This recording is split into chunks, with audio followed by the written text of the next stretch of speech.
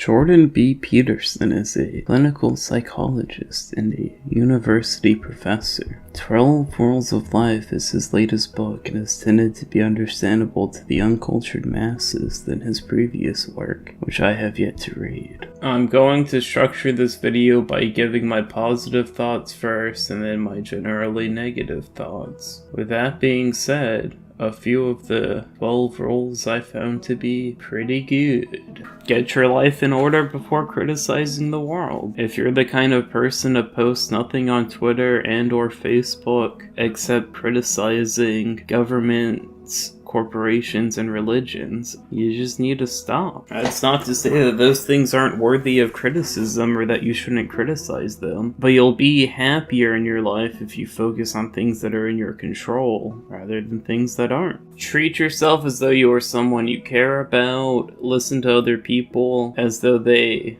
know something that you don't. A lot of this is just good advice, and considering Jordan Peterson was a psychologist, it's not really surprising. There's even an occasional anecdote that tends to be somewhat funny or insightful. That's everything good I have to say about this book. Now for some negatives. For one, a lot of his material is recycled from his YouTube channel. If you've watched a good amount of his videos, you've basically already read his book.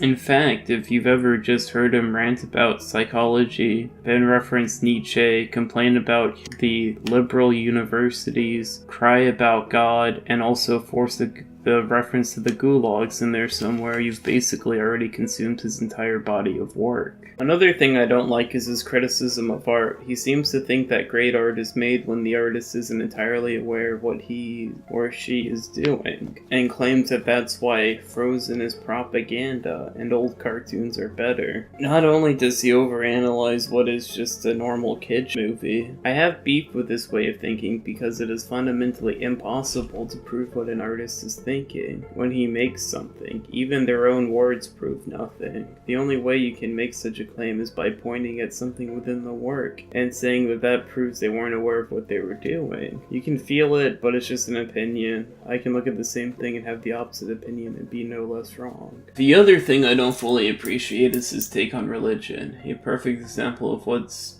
bad about it is his take on hell. You're a dumb, stupid idiot if you don't believe in hell, he says. Hell is when things are bad on Earth.